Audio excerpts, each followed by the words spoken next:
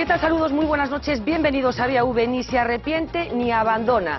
El alcalde de Becerreá no va a ceder su acta de diputado provincial ni quiere abandonar el Partido Socialista. Manuel Martínez justificó ayer la decisión que adoptaba ayer durante el Pleno de Constitución de la Diputación de Lugo y que ha provocado uno de los movimientos políticos más inesperados de todos los que nos ha brindado el 24M. Como saben, el Bloque Nacionalista Galego exigía el sacrificio de Martínez para que el Partido Socialista siguiera gobernando la Diputación Provincial de Lugo. Finalmente será el Partido Popular, con Elena Candia, la que se haga cargo del organismo provincial. Hoy Manuel Martínez explicaba las cosas de esta manera. Yo no iba a ser otro orden. O sea, a mí podían empezar una cacería mediática, pero Manolo Martínez no se iba. Yo no iba a beber ese cáliz. Ni soy un corrupto, ni soy un sinvergüenza. Y esa imputación de mierda se convierte, desde que yo soy candidato a la Diputación Provincial, a presidente, en una imputación de élite.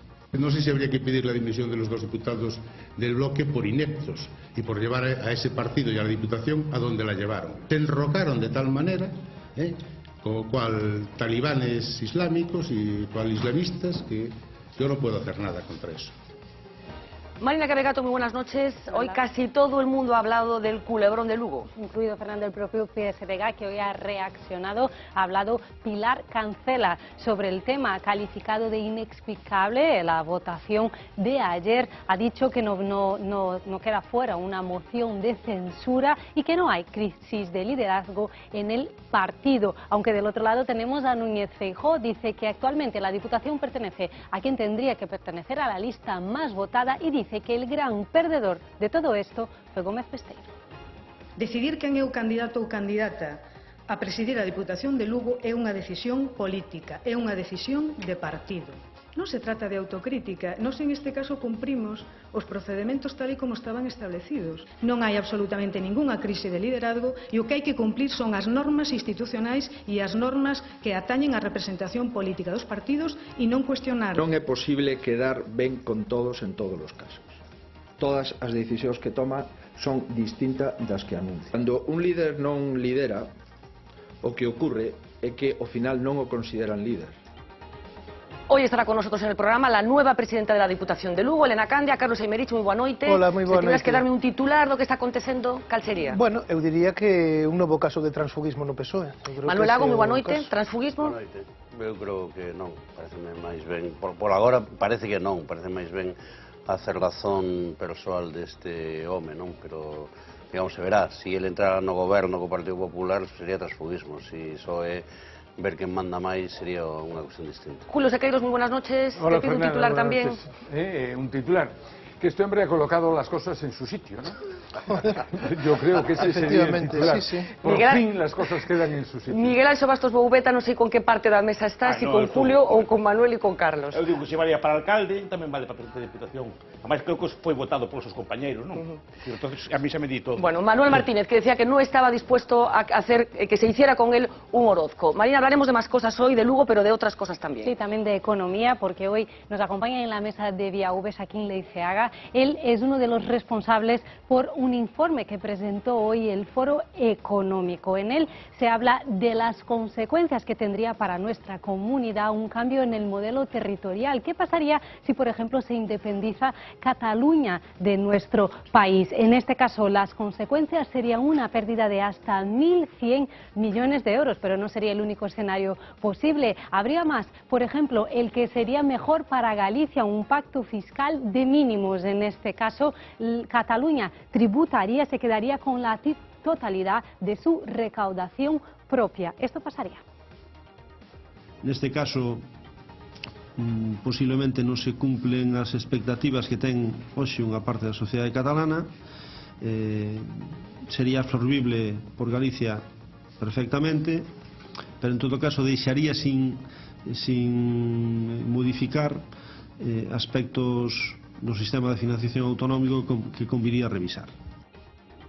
Pero otro de los temas del día han sido las duras palabras de Pablo Iglesias a Izquierda Unida. Lo ha hecho hoy en una entrevista que daba al periódico Público. En ella se dirigía directamente a los que él califica como exponentes de la vieja izquierda.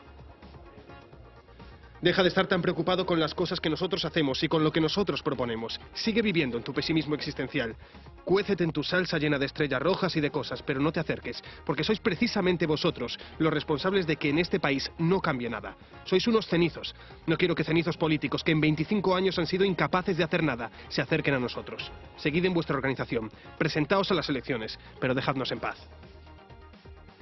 Por cierto, él le ha contestado, Willy Toledo ha dicho que deje de hacer el imbécil, así que hoy toca hablar de economía y también de política, siempre con la vista puesta en Lugo.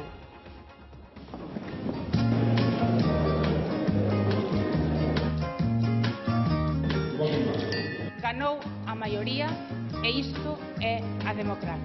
Fracaso personal suyo, no, no lo considero así. Yo quiero tener 1 millón de amigos y así más fuerte poder cantar. Yo quiero tener 1 millón de amigos y así más fuerte poder cantar.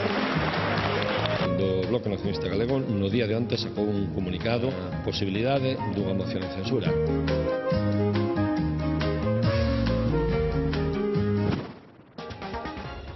Xaquín Fernández Leiceaga, moi boa noite. Hola, boa noite. Bueno, coautor, responsable dese informe que adiantábamos aí un momentiño, no que tratades de analizar como afectaría económica, fiscalmente a Galicia unha modificación do actual panorama territorial. Imos entrar polo miúdo nas consecuencias dese informe, pero teño que preguntar polo que está pasando no PSDG. Algúnha opinión? Bueno, pues teño, en todo caso, unha sensación de sorpresa, ¿no? De certa sorpresa por a situación creada, na medida en que parecía que había unha maioría sólida en Lugo en favor de seguir coas políticas que estaban desenvolvidas hasta o momento. Que pensas que pensan os cidadáns cando acontecen estas cousas? Pois non, supoño que algúns pensarán unha cousa e outros outra, non? Está ben, eso fixo. Claro, non... Estilo vesteiro. Non, a verdade é que supoño que a primeira reacción será como me pasa a mí, unha certa sorpresa. Bueno, decía que hoxe presentaste ese estudio no que tratades de analizar as consecuencias para o noso país de unha eventual, dunha hipotética modificación do actual mapa territorial galego. Enseguida, Marina vai nos adiantar algúns dos titulares, pero empezades a comparecencia ante os medios, Santiago Lego e máis ti, incluso despois abundades neste feito, de que a vocación do estudo é estrictamente técnica. Excusatio non petita, acusatio manifesta? Non, é simplemente para limitar, si se quere, digamos, as expectativas, non? Nos non vamos a propoñer unha modificación determinada do mapa territorial, nin vamos a decir como deben comportarse os actores políticos e sociais en Galicia. Simplemente aspiramos a que o debate sexa un debate informado, digamos, e a balizar a dimensión das cuestións que están en xogo, non? Entón, neste sentido, pues, analizamos diversos escenarios. Como ben se decía na presentación, desde o escenario onde hai un cambio máis drástico, que é o da independencia de Cataluña, que algúns partidos importantes en Cataluña promoven, até outro que sería unha modificación importante, pero dentro do actual sistema, non? E decimos, bueno, en función dos distintos escenarios, pues poden pasar estas cousas no plano puramente fiscal. Tampouco temos a vocación de analizar o conxunto das consecuencias económicas, que son máis importantes, porque podrían afectar os fluxos comerciais, a cambios na localización da mão de obra ou a forma de organización empresarial. Pero iso tampouco tocamos, non? Imos falar, como decía, polo miúdo, pero como comentaba Marina Cabegato, vai nos adiantar algunhas das conclusións deste estudo que, como decía Xaquín, plantexa varios escenarios posibles e as consecuencias que se derivarían de cada un deles. Sí, unas consecuencias, Fernanda, que podrían ser devastadoras a corto plazo para nuestra comunidad, para Galicia, en el caso de una independencia de Cataluña. Vamos a empezar con cifras. Independencia de Cataluña, ese sería el escenario, y este sería lo que pasaría. Entre 800 y 1.100 millones de euros sería la pérdida que tendría nuestra comunidad en el caso de que Cataluña saliera de España.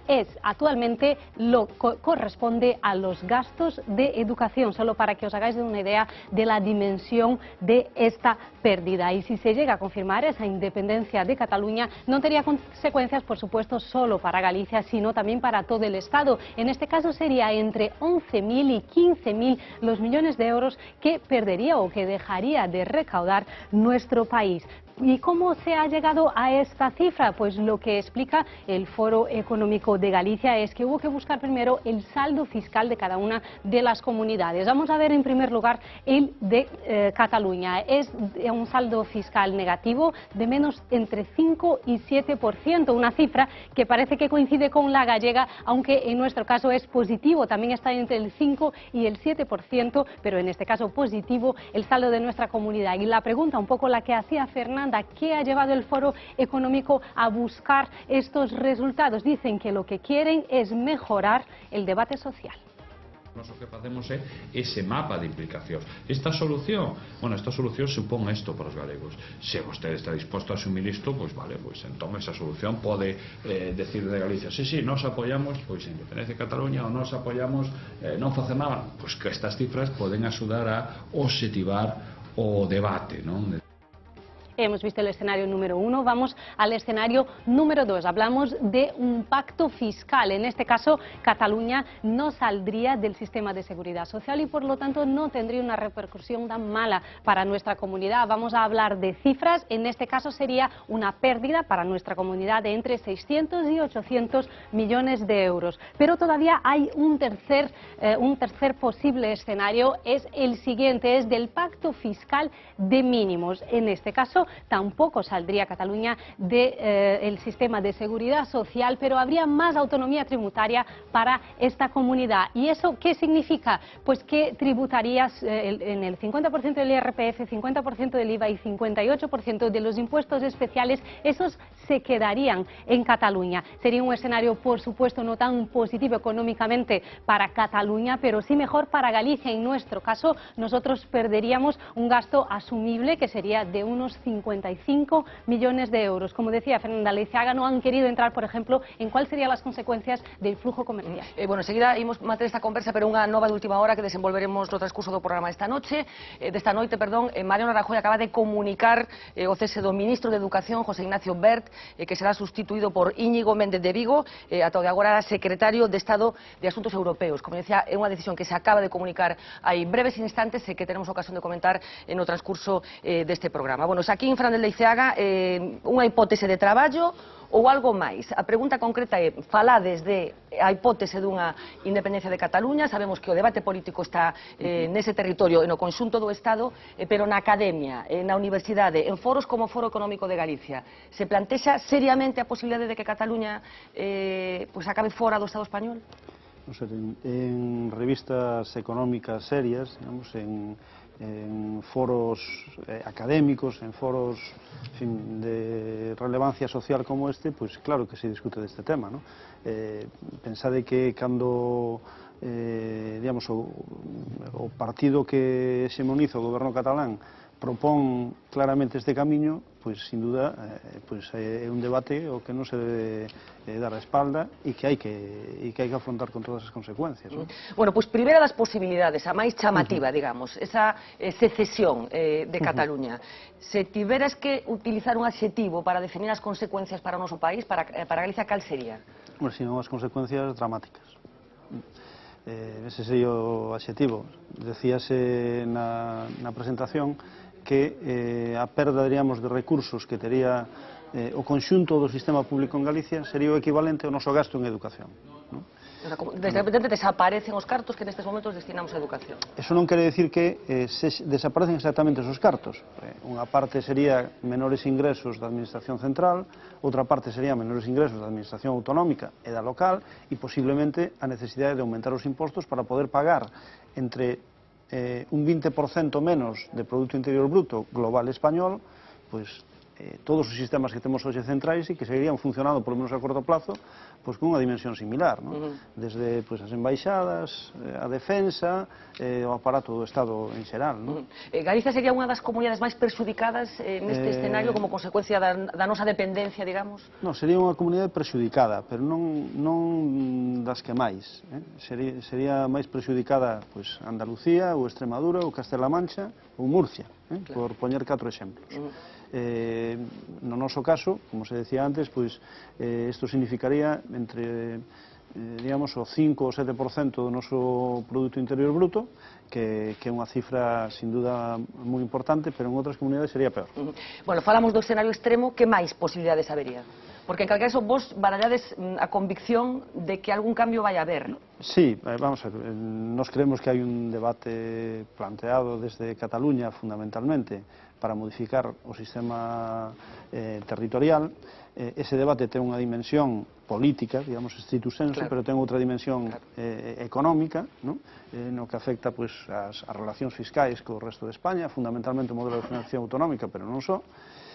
Sin duda unha solución vai obligar, si as cousas van por un camiño de federalización, digamos, a sentarse a falar de cales son aqueles aspectos que son insatisfactorios para Cataluña, e, por tanto, se van a plantear abrir os dous aspectos, que pasa coas competencias, digamos, e que pasa coa financiación. Decía, outros escenarios, entón. Outro escenario, segundo, que se nos ocurriu analizar, porque creemos que é un escenario que tamén ten un peso no debate catalán, é o que chaman en Cataluña o pacto fiscal. E para entendernos é moi parecido nos seus resultados, non tanto no deseño institucional, como nos seus resultados ao sistema que hoxe ten o País Vasco e que ten Navarra. Claro, eso, como ben se decía, deixa fora o sistema de seguridade social e, ademais, hai outra ventaxa importante, que é que os cidadáns de Cataluña, cos seus impostos, contribuirían a pagar tamén os gastos comuns do Estado. É dicir, a diplomacia, a defensa, as Cortes Xerais, contribuirían coa súa parte. E a súa parte é, digamos, sobre o 18% do conxunto, por tanto, é unha axuda moi relevante. Isto significa que, se se dá este escenario, o impacto para Galicia é menor, pero sigue sendo un impacto sustantivo, e non só para Galicia, sino para o conxunto das comunidades autónomas. Diríamos que o sistema de solidaridade interterritorial que ten hoxe establecido España tería unha ferida enorme, moi profunda, porque ademais quedaría basicamente unha única comunidade da que dependerían todas as demais, que sería a Comunidade Autónoma de Madrid. E isto xenera unha situación de enorme desequilibrio e unha certa tensión. Cal sería o escenario ideal, baixo o vosso punto de vista? Bueno, o escenario ideal non está analizado aquí. Que quedamos como estamos? No, sí, pois basicamente ese sería un escenario. Vamos a ver, o escenario ideal. Hai unha primeira parte do informe que non está recollido na presentación, que é tamén importante, que é ver como se establecen os saldos fiscais do conxunto das comunidades autónomas e se iso corresponde con algo. Entón, efectivamente, vemos que os ingresos os saldos en relación cos ingresos teñen unha relación moi directa co nivel de renta por habitante, parece lóxico, que en ten máis renta por habitante paga máis e paga proporcionalmente máis, porque hai unha certa progresividade, sobre todo nos impostos directos, está ben. Nos gastos non hai esta relación, pero tamén ten lógica. Os gastos deben relacionarse coas necesidades, entón, donde hai máis persoas maiores, pois hai máis gasto sanitario, hai máis gasto en pensións, donde pois hai máis dispersión, pois hai máis gasto no conxunto dos servicios afectados pola dispersión, pero tamén isto permite detectar onde están as anomalías, e as anomalías pois están no País Vasco e Navarra, que teñen un sistema moi favorecedor, están en Canarias, ou están, se se queren, Asturias, que ten un sistema, digamos, de axudas relacionadas coa minería que fai que, en algúns aspectos, este moi por riba da media. E, en cambio, están peor tratadas pois outras comunidades, digamos, por poñer dúas, Valencia ou Andalucía. Isto quere decir que un bon sistema debería servir como o actual para cumplir un par de obxectivos básicos. Primeiro, darlle autonomía tributaria suficiente ás comunidades autónomas para que estas poidan decidir. Si queren ter máis servicios públicos, que lle poidan pedir aos seus cidadáns que suban os impostos e, por tanto, financien estes servicios. Segundo, que haxe un sistema de liberación que equilibre, de maneira que, si todos facemos o mesmo esforzo fiscal, teñamos os recursos para ter os mesmos servicios. E iso significa correxir algunhas situacións que hoxe se apartan fundamentalmente deste esquema. Algúnas das que citei, fundamentalmente. Entón, un bon esquema sería, no meu punto de vista, este. Corrixamos esas situacións e vayamos a un sistema equilibrado pero un sistema que dé tamén moita autonomía tributaria ás comunidades. Dende o punto de vista técnico, ten razón Cataluña ou parte dos seus gobernantes cando aseguran que están fiscalmente discriminados, que finalmente aportan moito máis do que reciben? A ver, eu creo que son dúas cousas diferentes. Aportan máis do que reciben, eu creo que isto non o discute ninguén, se pode discutir canto máis, hai distintas estimacións, digamos, unha estimación mínima podrían ser 7.000 millóns, unha estimación máxima o doble desta cifra, pero, en todo caso, aportan máis. Segundo, están discriminados? Non. Os cidadáns cataláns que teñen o mesmo nivel de renta que en Extremadura pagan fundamentalmente os mesmos impostos que en Extremadura e reciben un nivel de servicios públicos moi parecido aos de Extremadura. E neste sentido non están discriminados. Digamos que o sistema español, que é un sistema de moita nivelación, permite isto. Que sucede? Sucede que, claro, se os cataláns se comparan, digamos, que os habitantes de Toulouse, pois ven que teñen o mesmo nivel de renta, e os de Toulouse, que son unha rexión que está na media francesa un pouco por debaixo, contribuyen moi pouco ao resto de Francia, pero en cambio Cataluña contribuye moito ao resto de España. Pero comparar España con Francia supoño que tampouco é claro, xusto, non? pero digamos, a integración europea ten estas cousas, que fai que o ámbito de comparación sea grande. Entón, ao final, digamos, a miña resposta sería todo depende do que quieran os cidadáns de España e de Cataluña. Bueno, neso estamos, efectivamente, no que queran os cidadáns. Volvamos ao escenario primeiro, o da posible secesión. Moita xente, cando se fala deste escenario, dice, bueno, pois moi ben, cando se fagan as contas, de isto pa ti, isto pa mí, como sucede en todos os divorcios. Hai moita xente que non está a favor da secesión, que considera como Cataluña vai repoñer o Estado todas as inversións que o Estado fixo, bueno, mentras estivemos xuntos. Hai que facer estas contas ou non? Como sería un posible divorcio, dende o punto de vista económico e fiscal? Sí, un posible divorcio sería complicado, ¿no? Sin duda, hai moitísimas cuestións para decidir, pero tamén hai exemplos internacionais que permiten orientarse, e hai que decir que isto está bastante estudado, ¿no? Ao final as diferencias non son tan grandes. Efectivamente, o Estado invertiu en Cataluña, pero os cidadáns de Cataluña van pagando impostos durante moito tempo, ¿no? Que habría que decidir? Habría que decidir, pois, que pasa cos inmobles que son titularidade do Estado. Seguramente máis fácil é que, en fin, isto, o que este en territorio de Cataluña, pois, seguirá para o novo Estado. Que pasa coa débeda? Pois, posiblemente, o novo Estado catalán teria que asumir unha parte da débeda española, se pode discutir canto, que se distribuye en función da poboación, en función da riqueza, en función dos investimentos dos últimos 20 anos, pero xa son cuestións que non dan lugar a tantas diferencias, ¿no? E así sucesivamente. Entón, sería complicado. Eu teño para min que o máis complicado de todo non ten que ver co apartado propiamente económico, ten que ver con outros apartados como, por exemplo, cales son os dereitos daqueles que se sinten cidadãos españoles, que son cidadáns españoles, pero que iban a vivir nun novo Estado, ¿no? Por exemplo, eu creo que isto é moito máis complicado. Donde teñen dereitos políticos, donde os van a exercer, bueno, isto... Eso, en calquera caso, supera, digamos, o que é o ámbito deste estudo. Sí, pero supera con moito o ámbito deste estudo. Bueno, seguida vou preguntar aos meus compañeros, que por suposto saben moitísimo máis desto que a min, pero tampouco é o objetivo do estudo, pero o teu olfato, da xente que colaborou contigo, cal crees ti que vai ser o escenario que se vai producir finalmente despois de expresar a convicción de que algo vai cambiar? Bueno, teño máis que olfato, teño unha esperanza, non? A esperanza é que ao final se impoña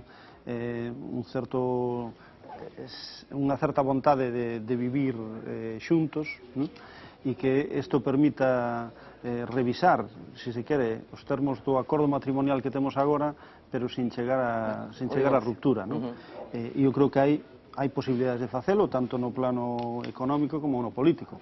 En todos os casos é complicado, pero sí que eu creo que se pode facer, non? Se necesita, pois, basicamente, que as dúas partes queiran, non? Se as dúas partes queren o divorcio, pois non hai nada máis que facer. O problema é cando quere unha e outra non. Sí. Miguel. A ver, primeiro, o informe gustoume moito porque toca o tema da secesión, pero fríamente, decir, non se mete ni bueno, ni se rompe España, ni bueno que Cataluña se independice, sino que se analiza os datos fríamente, e aí non teño nada a conxetar, me gustou das cifras e non se mete tipo de cosas. Pero creo que o análisis, tal como lín, é estático. non é dinámico. Quer dizer, cando se establece o proceso de secesión, normalmente se establecen novas dinámicas. Por exemplo, antes poñes exemplos, Chequia e Eslovaquia, quer dizer, por exemplo, que é o exemplo máis recente, pois non pasou gran cousa, quer dizer, máis ou menos seguiron os fluxos comerciais iguais, e en moitos aspectos melloraron, porque tamén pasa unha cousa, cambia a escala do Estado. Como tío decías antes moi ben, é dicir, cando se reduce o tamaño do Estado, efectivamente, todas estas estructuras que tes ti fora de gran potencia se acaban, é dicir, non tes por que ter embaixadas en todas partes del mundo, é dicir, non tes por que ter un portaavións, por exemplo, é dicir, Irlanda é un país marítimo, por exemplo, non? É tan marítimo como a nós, pero non ten un portaavións porque coa escala que ten non ten. España, como é marítimo, pero é grande, ten que cambiar de escala e ter forzas de proyección, que chaman así. Entón, moitos dos gastos se asustan. Además que se establece unha dinámica de competencia que a mí me parece moi positiva. Ti estás claramente a favor da secesión. Sí. Estou a favor dos cataláns que eiran, mellor dito. Se queren secesionarse ben, se non queren, pues que se queren. Julio, ti estás a favor da secesión tamén? Yo te voy a decir una cosa, yo voy a hacer digamos, una exhibición de cinismo. Es decir, yo no estoy a favor de la secesión de Cataluña porque no me conviene, en cuanto que gallego. Sí, por un poco por lo que se está hablando. Por lo que se está hablando. A mí me parece que bajo el punto de vista estrictamente económico, un Estado unitario, incluso sin las autonomías a nivel global, para nosotros sería más beneficioso que el que tenemos hoy. Ahora, ¿por qué pienso esto? Es decir, porque lo que nos están diciendo... ¿Te refieres a suprimir las comunidades autónomas? Efectivamente. Es decir, yo creo que nos sería mejor. Dicho de otra manera, tendríamos un saldo frente al resto del Estado en el sector público más favorable del que tenemos hoy. ¿Qué es lo que hay aquí en el fondo? Lo que hay en el fondo es que hay determinadas regiones en España que están, por usar este lenguaje, subvencionadas por el resto. Nosotros podemos estarlo frente al resto de España. Decía aquí mi colega que frente a Cataluña sobre un 1 y pico 2% del PIB, frente a Cataluña, que estaríamos hablando de sobre un 7 frente al resto de España. Es decir, nosotros tenemos todos los años una subvención, digamos, por usar ese lenguaje, de más o menos de una magnitud del 7% de lo que producimos aquí. Y eso nos permite tener el sistema de pensiones que tenemos, el sistema educativo que tenemos, el seguro de desempleo. Y bajo el punto de vista estrictamente gallego, eso hay que defenderlo, a mí me parece. Que pasa por mantener la unidad de España en su conjunto. Ahora, dicho esto... Así que no entiendes, bajo esa perspectiva no entenderías el discurso, por ejemplo, del nacionalismo gallego que comparte, como el propio Miguel acaba de decir, la posibilidad de que Cataluña se me parece separe. Absurdo, absolutamente absurdo. Por una parte, defender un proyecto a largo plazo de independencia de Galicia y al mismo tiempo defender el famoso derecho de decidir en Cataluña.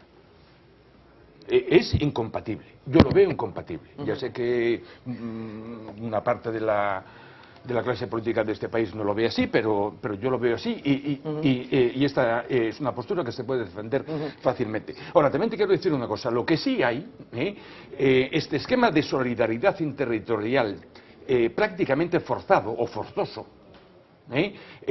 tiene sus detractores, y no solo en España, con Cataluña. Es decir, ocurre en Italia, con el norte de Italia, con la Padania, el Umberto Bossi, y prácticamente, bueno, pasa en el Reino Unido también, acabamos de tener el tema escocés hace poco.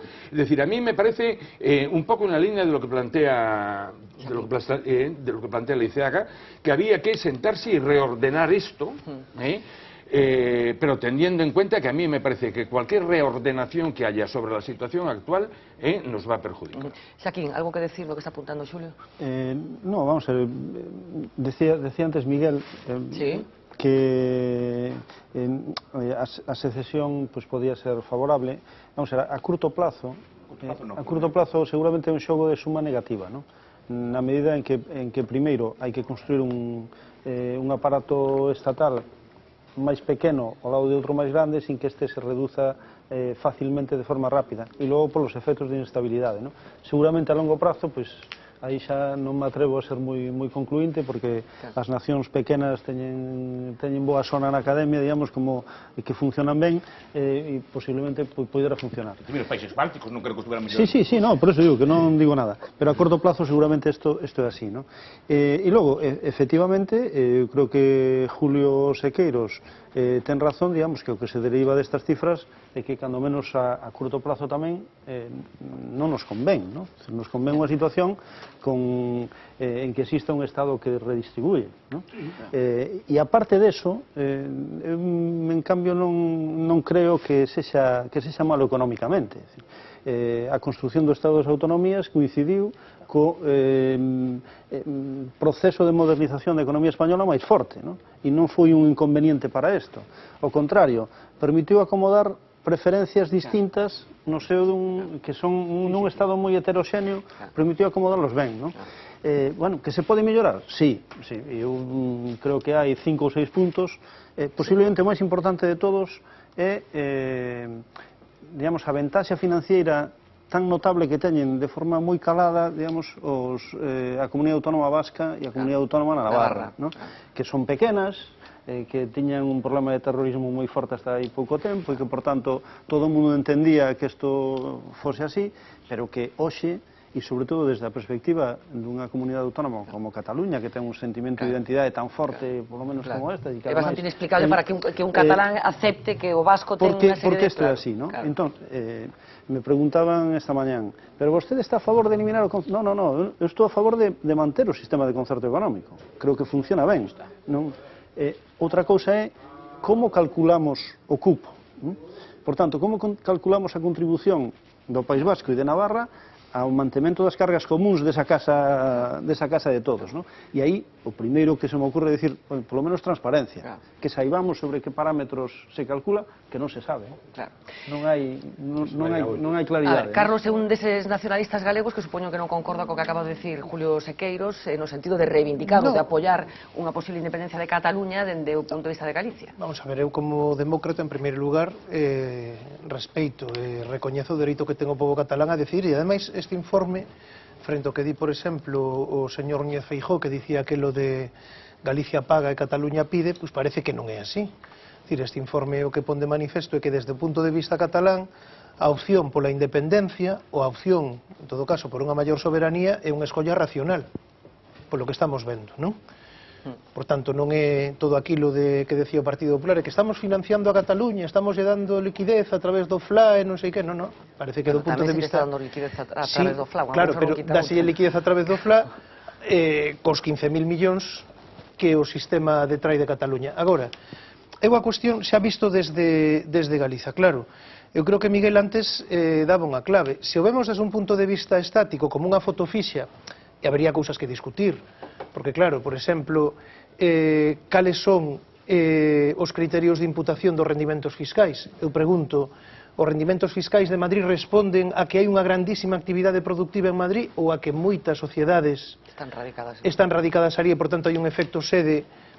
Todo iso hai que discutilo. Ou, por exemplo, o imposto de sociedades nun Estado federal ou de acordo con criterios de federalismo fiscal, a imputación tamén deses rendimentos deberían determinarse en función do lugar onde se realiza a actividade productiva e non do lugar onde ten a sede a empresa. Pero, aparte de todo isto, eu creo que desde un punto de vista dinámico, claro, que decía Julio Sequeiros, é quedar como estamos, sí, pero quedar como estamos é que Galiza, eu acababa viña agora na radio escoitando, perdeu 12.000 habitantes no último ano.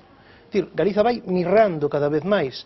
Temos un declive demográfico que é consecuencia tamén da forma en que Galiza está insertada dentro deste Estado que Julio decía, no, canto máis unitario, millor. Pois mira, canto máis unitario, o proceso de creación do Estado unitario español ou do fracasado, non? Pensas que o modelo territorial é o culpable dos problemas de natalidade de Galicia? Non, eu o que digo é que o camiño, e o informe tamén de alguna forma o indica, é que o que se vai camiñar é a que cada un mire máis por sí, é dicir, a que cada un vai ter máis espazo, máis autonomía fiscal e vai ser máis responsable dos seus ingresos. Por tanto, eu creo que é tamén suicida pensar que o que ten que facer Galiza é dicir, no, por favor, señan solidarios comigo, que eu creo que é unha falsa solidaridade, porque oiga, se somos solidarios, etcétera, etcétera, por que se negan a que haxe unha tarifa eléctrica galega? E di, non, é que a tarifa eléctrica ten que ser común para todo o Estado, onde Galicia podría ter hai unha vantaxe, non? Entón, teremos que ir mellorando as nosas bases fiscais, teremos que ir xestionando os nosos propios recursos e teremos que ir deseñando políticas, porque, desde logo, pola vía da solidaridade, pola vía da dependencia do Estado, o camiño é este, claro, o pues declive. Carlos plantexa isto, a vía da solidaridade non, esa bella reivindicación do nacionalismo que ten que ver ca tarifa eléctrica, está en condiciones de exixir Galicia? Home, eu creo que hai algunhas cuestións non só do modelo de financiación autonómico, senón do modelo, por exemplo, de financiación local, donde son razonables algunhas exixencias. Tamén hai que decir que tradicionalmente o sistema de financiación autonómico non nos tratou ben. Nos tratou ben, entre outras cousas, porque recoñeceu, por exemplo, o maior impacto que ten a dispersión ao avellentamento. Entón, isto nos trata ben. Non nos trata mellor do que deberamos, pero nos trata ben. O impacto que teñen eses criterios, ainda discutíamos, creo que foi no ano 2009, co sistema vixente, é un impacto pequeno. Non, é unha ponderación pequena. É un impacto bastante considerable. Nos temos unha financiación que é aproximadamente o 107% da media española das comunidades de réximen común, deixando fora que responden fundamentalmente a esos criterios. Entón, bueno, se pode discutir se un pouco máis ou un pouco menos, pero en todo caso non nos trata mal. Un único apunte en relación co que di Carlos. Eu creo que os criterios de imputación de sociedades que están usados... E tamén do IRPF. Sí, pero que están usados aquí non teñen que ver estritamente coa recaudación, sino que se fai un análise a partir de estudos que fai Ángel de la Fuente e outros autores de quen paga finalmente os impostos. Entón, se intenta localizar, digamos, a recaudación ali onde reside quen os paga. E nese sentido ten menos importancia o efecto sede a estes efectos. Manuel? Sí, eu quero decir tres cuestas. Primeiro, a mí me gustaría unha república federal en España, non? En ese sentido, a independencia de Cataluña, que é unha decisión que non sei se o poderá tomar o povo catalán, pero pareceríame ben. Que vai tomar, entón? Digo, non sei se a pode tomar, porque hai, sabes, esa limitación constitucional, etc. Pero digo, que máis alá dese elemento, se Cataluña toma a decisión de ter un Estado propio, eso supón a ruptura inmediata do conxunto do Estado, porque os vascos marcharían, os baleares, bueno, digo eu, é a miña opinión, todos aqueles que teñen un saldo fiscal positivo, Baleares, Cataluña, se pirarían. Menos Madrid. Bueno, xa veríamos. En ese sentido, Galicia, si non está no federal, o País Vasco, Cataluña, Baleares, nos quedarnos pues eso sería raro, ¿no? Porque, sí, perdona, Ramón. Quiero decir que sería como as pezas do dominó, o sea, a toma de decisión de independencia catalana provocaría a ruptura do... Déxame que leve o argumento hasta o final do que se pide tamén por parte do nacionalismo galego, non con carácter inmediato, pero sí a longo plazo. Que consecuencias económicas tenía para Galicia a independencia de Galicia? Sería posible?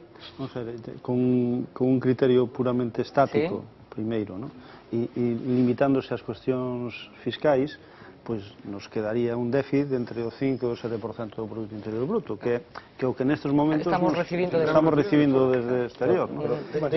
Díxame que neste caso... É unha visión puramente estática sen ter en conta nin fluxos comerciais, nin o efecto das políticas que fagas, verdade? Xestionando os teus recursos. Que poden ser mellor ou peor.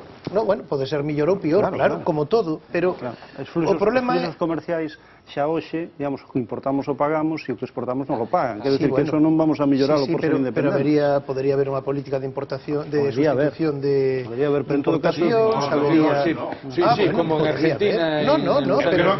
Pero desde logo que se intentarían mellorar as bases fiscais, que se intentaría mellorar o declive demográfico de Galicia, que non hai outra saída. Manter o status quo que temos para non se suicida. Os saldos fiscais co declive demográfico. É que non... Vamos a ver, o que ten que ver... O sea, por supuesto que hoy es jueves y el niño pasa por Orense. No, mira. Pero, ¿cuál es la relación que hay entre los dos hechos? Yo no la veo. O que ten que ver é que... Perdón, Manolo. A ver, es que Cataluña representaba exactamente hai 200 anos, bueno, máis de 200 anos, 250, non? Cando foi o catastro este de Ensenada, era o que representa Galiza hoxe. Galiza é o 16% da poboación do Estado. Hoxe somos o 5, non chega aos 6. E Cataluña seguiu o camiño contrario. Entón, eu o que digo é, nós, o negocio como país, como Galiza que temos, de estar da forma en que estamos insertados dentro do Estado español, é este. É dicir, que nunha perspectiva histórica vamos perdendo peso demográfico, vamos perdendo peso económico. A ver, no, é que me falta, Xaquín quería decir algo e Manuel estaba a medias. Haberá que romper esa dinámica. Non, é unha cuestión puramente técnica. Digamos, os países pequenos que funcionan ben, según todos os estudos, son aqueles que son extremadamente abertos na súa política comercial, de investimentos e de fluxos humanos, digamos. Só estes países, porque compensan, digamos, a súa relativa mínima dimensión, cobertura exterior, o que significa unha enorme especialización. E aquí tamén forma parte da súa vulnerabilidade, non? Pero, bueno, en todo caso, podría funcionar así. A ver, Manuel. A segunda variable é que esta idea de solidaridade territorial é un xeito de chamala, quero decir. Os que son solidarios son as persoas que teñen máis lenta, que son solidarios co resto. Os solidarios non son os territorios, senón as persoas. Claro, eso é onde está o asunto. A xente que paga os impostos, non? E, polo tanto, digamos que se localizan geográficamente en un determinado sitio, pero eu creo que eso... Eso dillos finlandeses dentro da Unión Europea, bueno, claro. Pero é así, porque os de... Bueno, en fin, eso sí. Pero a terceira cuestión que creo que era máis relevante da que quería decir. Eu estou totalmente de acordo co estudio do Foro Económico de Galicia, entre outras cosas porque participei na sesión, pero eu creo que, hoxe aquí, a mí me gustaría dar unha cifra, non? Porque é certo, comparto esas cifras de 500, 600, 700, 1.000 millóns de euros que terían que soportar as contas públicas galegas. Fernando, ti sabes canto se le cortou os ingresos públicos de Galicia dende que Feijóo é o presidente de Galicia? Pois, así de memoria non. Pensei que ibas a preguntar quen era o conselleiro de Traballo. 2.500 millóns de euros. Quero decir, o que está plantexando, logo dou unha explicación, pero o que está plantexando, ben plantexado o Foro Económico de Galicia e que o custe en termos de ingresos para gestionar os orzamentos da Xunta de Galicia serían 1.000 millóns de euros. De ano 2009 ao ano 2014 perdemos 2.500 millóns de euros. Pero eso pasou en todas as comunidades, unha porcentaxe semellante. Sí, igual. Pero quero decir que... Un devalú xeral de toda... Pero que fomos quen de soportar... Bueno, fomos quen. Non nos quedou outra que soportar isto. Tamén é certo que está financiado nunha parte moi considerable con endebedamento público, non? Na medida en que os ingresos baixaron, pois o país... No conxunto do Estado acontece isto tamén. Sí, baixou de... Quero decir que eso non sería unha práctica que tú pudieras levar adiante co paso do tempo. Indefinidamente. Quero decir que a caída dos ingresos está sendo sustituída en parte, unha parte son os recortes, a outra é o endebedamento. Falaba Manuel de Feijóo, sempre que se presenta un estudo do Foro Económico de Galicia, fago a mesma pregunta. Que percorrido vai ter isto? Porque supoño que a vocación do Foro é que as cousas que facedes, os estudos que elaborades, cheguen a xente que ten que tomar as decisións. Eu non sei se tedes algún tipo de contacto periódico, non digo con Feijóo, pero con xente do seu equipo, un pouco calé o percorrido, a vida deste tipo de estudos. Eu creo que o Foro unha das ventaxas grandes que ten é que é a súa pluralidade ideolóxica, social e incluso profesional, non? É dicir, hai economistas, pero hai tamén periodistas e hai empresarios e hai persoas que se dedican a outras cousas na súa vida e, por tanto, isto permite que teña moita capilaridade, non? Eu estou seguro, ademais, que este tipo de informes por diversas vías pois chegan aos principais actores políticos en Galicia, entre outras cousas porque algunhas das persoas que forman parte, digamos, destos partidos, pois tamén están no foro. Pero tedes feedback habitual deste tipo de traballos? Por parte da administración, digo? Este estudo en concreto serviunos para isto? Mudamos esta política concreta a partir deste estudo? Tanto como eso non, pero si... Pero sí que lle botaron unha ollada. Sí que algunhas cousas sí, efectivamente, incluso temos participado na discusión de algúns proxectos importantes no ámbito económico que, en fin, desde a Xunta de Galicia se nos pediu que déramos unha opinión, non? E fixemos isto. Bueno, díxame que aproveite que están aquí un grupo de sabios economistas, bueno, incluído a Carlos Aymerich, sabes que isto, para que fagamos un apunte do que está acontecendo nun estado da Unión Europea, Grecia, como saben, nos últimos días, todos moi pendentes do que está sucedendo, avanza o reloj e parece que o acordo non acaba de chegar. Marina, contanos a última hora. Malas noticias, Fernanda, para los griegos, porque los ministros de Finanzas de la Unión Europea han vuelto a sus casas sin un acuerdo sobre la financiación del país. La reunión de este jueves era clave, pero se ha suspendido poco antes de las 4 de la tarde, y eso que el lunes parecía que todo iba a ir bien. Grecia estaba dispuesta a endurecer su sistema de pensiones y también a llevar a cabo reformas fiscales con las que recaudaría unos 7.900 millones de euros. Sin embargo, el Ejecutivo heleno presentó una propuesta de última hora que el Eurogrupo ha decidido enviarle primero a la Troika para que ella valore, y el FMI sigue sin dar el visto bueno. Atenas y Bruselas se lanzan a acusaciones mutuas. Según el ministro alemán Schäuble, las diferencias son ahora más importantes. El Eurogrupo le pone un nuevo plazo a Grecia. Es este sábado. Antes del sábado deberán entregar una propuesta más concreta. Tsipras se ve entre dos tierras, porque por un lado los acreedores le exigen más recortes y por otro una parte de su partido, Syriza, lo critica por las concesiones realizadas. La cuestión es que cualquier plan de ajuste debe ser aprobado por el Parlamento griego, y varios de sus diputados ya están amenazando con no darle el visto bueno y echar por tierra un posible acuerdo con la Troika. Mientras a Grecia se le acaba el tiempo. El 30 de junio, el próximo martes, expira la prórroga para que Grecia pague los 1.600 millones que le debe al FMI. Ese día también tiene que estar sobre la mesa el nuevo plan de rescate, si Grecia quiere seguir recibiendo la financiación. Eso no es todo. El 20 de julio es la siguiente fecha límite ahora para pagarle a otro acreedor 3.500 millones al Banco Central Europeo. Si no cumple estos plazos, se produciría la quiebra del Estado griego. Este sábado los ministros de Finanzas vuelven a verse para tratar de llegar a un acuerdo. Tsipras está hoy y mañana reunido con los jefes de Estado europeos. Fernanda. Gracias, Marina. Bueno, falades isto en un pequeno asalto, falades da eventual hipotética separación de Cataluña. Que efecto tería para Galicia un Grexit? Eu creo que para Galicia e para o conxunto da Unión Europea, ¿no? Tería un efecto, pois, sin duda, un impacto grande, porque significaría o fracaso, un certo fracaso do proxecto europeo e, sobre todo, a ruptura dunha idea de perenidade, de permanencia, ¿no? De que o compromiso con a Unión Europea é un compromiso que non ten marcha atrás, porque unha vez que sae Grecia, por que non Portugal, por que non, digamos, Irlanda, por que non... E a partir de aí eu creo que isto iba a xenerar un efecto en cadea de desconfianza sobre o euro e sobre o conxunto do proxecto europeo duns costes enormes, de logo moi superiores aos 1.800 millóns de euros, aos 1.600 millóns de euros de que se fala, non? Baixo o teu punto de vista, hai algo de escenificación da crise? Crees que se vai arranxar ou as cousas empezan a ter pinta de que o mellor non? Espero que sí, porque a impresión que dá é que as posturas están moi próximas, non? O único que me preocupa é, se se quere, a linguaxe, non? En vez de ser socios, son acreedores, ¿no? Es decir, os países europeos son socios de Grecia no proxecto común que é Europa, ¿no? Pero non, son Tsipras e os seus acreedores, ¿no? E incluso a propia presencia do Fondo Monetario Internacional. Bueno, que parece que quen está marcando un pouco a pauta. Nunca me pareceu demasiado sensato, ¿no? Porque eu creo que estes asuntos debían resolverse en Europa, ¿no? Es decir, eu creo que necesitaríamos imperiosamente un impulso político, que pasa que non sei moi ben quen o pode dar, porque eu creo que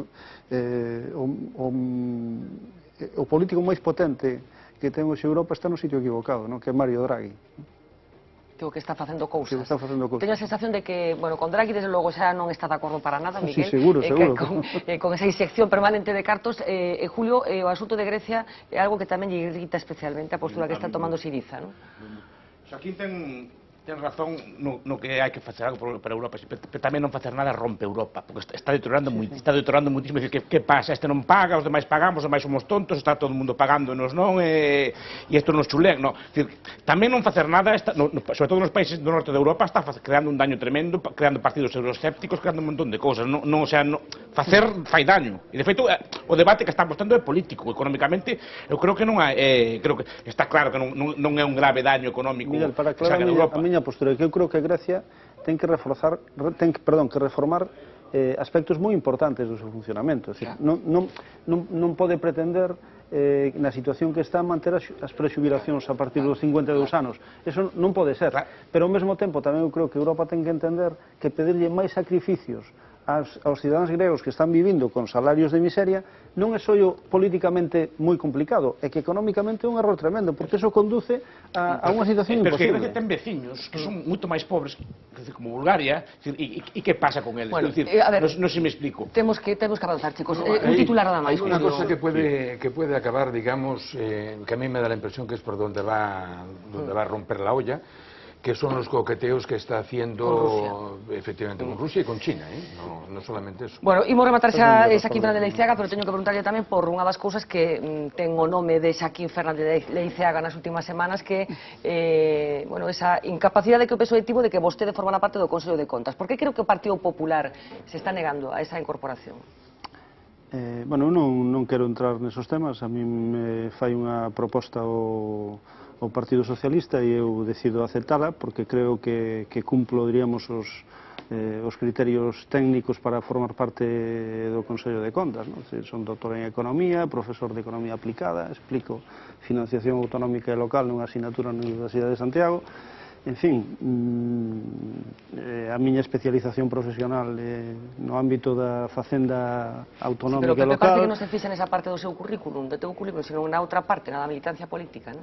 Sí, pero a verdade é que a mí me chama un pouco a atención que a militancia política, sin máis, sexa un problema, non? Eu levo, deixei de ser portavoz parlamentario hai, digamos, casi 5 anos, levo máis de 3 anos reincorporado na universidade con actividade puramente profesional. A partir de aí non quero entrar noutras cuestións. A que che sona, entón? A excusa? Non, quero dicir, aparte, se mira o perfil de moitos dos membros do Consello de Contas, a verdade é que hai moitos que tiveron actividade política evidente, non? Non teño unha explicación. Pero estás disgustado? Non, estou un pouco sorprendido, pero non teño unha explicación. Bueno, pues así nos quedamos entón. Xaquín Fernández de Leiceaga, un placer, de verdad. Muchísimas gracias por acompañarnos. Enhorabuena unha vez máis por ese estudo do Foro Económico de Galicia.